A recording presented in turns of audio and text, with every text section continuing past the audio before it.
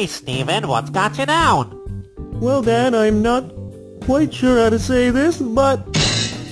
Ah, I see. What happened? apparently I'm no good at writing persuasive essays. Well, son, you've come to the right man. I'm going to teach you how to write a persuasive essay.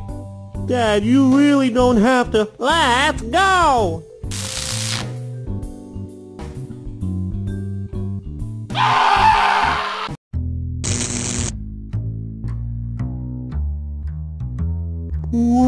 Where are we?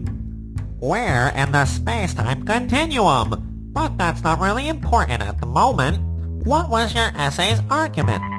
Oh, I argued that the soccer team who scores the most points in a game is the winner. Is there any evidence against your argument? None. That's why it's a good argument. Not quite, Stephen. A good argument has to be contestable. What does that mean? Well, it means that... Wow!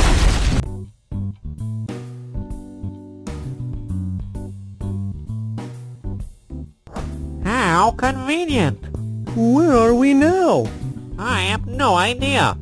Anyway, a contestable argument is one that has more than one side.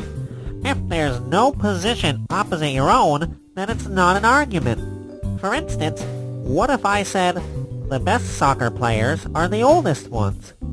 Wait, what about... Exactly! There are two sides to my statement. Now my argument is contestable. So if I wrote a paper and only talked about older players who are good, then that would be a good persuasive essay, right? Almost, but you're still missing two important parts.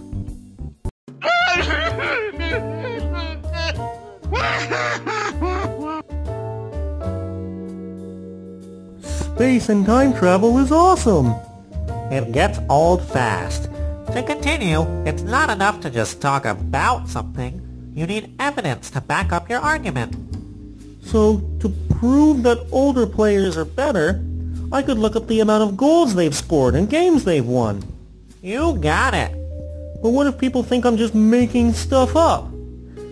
That's why you always cite where you got all of your information. That way, people will be able to see where your information is from. Then they can check the information for themselves. That's great. But what if I find something that works against my argument? Good observation. But, I think we should move on to our last destination. Run!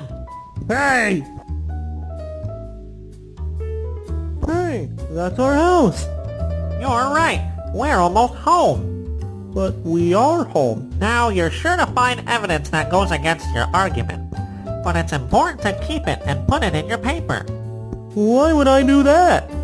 By explaining the opposite position, it will make you seem open-minded and well-informed. But what if people decide that that argument is better than mine? That's where the turn against comes in. Once you explain the opposition, you have to then show the audience how it actually helps your case, or how it's not relevant. Oh, I see. Then, people reading it will be even more inclined to believe me, and not the opposition. You got it, son. Thanks, Dad. Now I can write an even better essay. Time to go inside. Why walk when we can just warp there?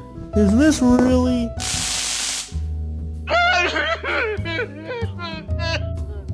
Ah, it's good to be home. Why, hello, dear.